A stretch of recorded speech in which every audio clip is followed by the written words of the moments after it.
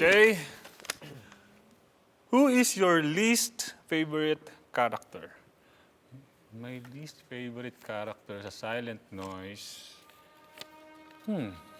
Si Sam. Why?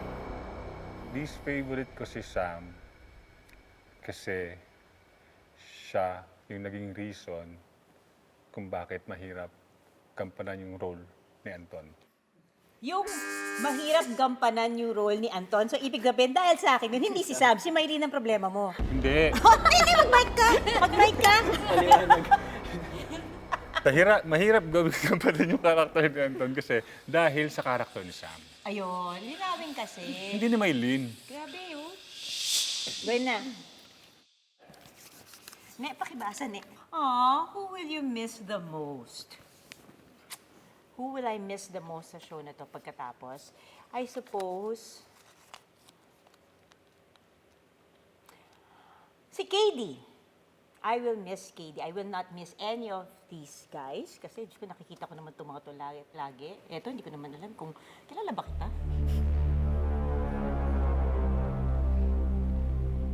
So si KD, kasi syempre mas meron kaming relationship nung bata. Eto, wala naman eh.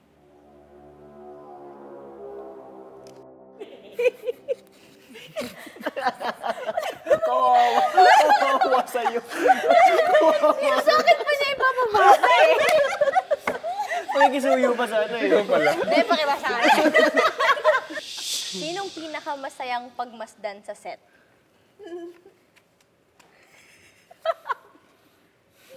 Si Sean. Kilala mo to. Si Eli 2.0.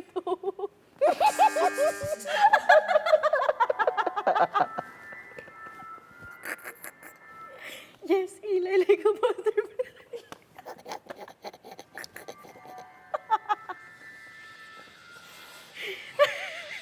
Wala na si Sean, tumawa ka na. Out na ako. Okay, next. Sinong pinakamaingay sa set?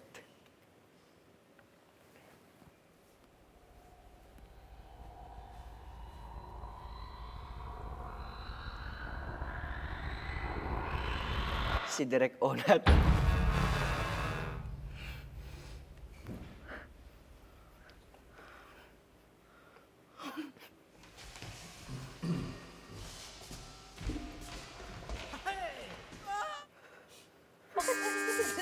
Oh, ano kayo? Ibig ko po sabihin, pagdating po sa set, bawal nang maingay lahat eh. Dapat si Direk Onat na lang yung maingay. Ba, syempre Siya na lang naman. yung dapat, siya lang yung Dapat may... lang, hindi natin alam anong gagawin natin. Sino yung mahilig matulog sa set? Si Maylene.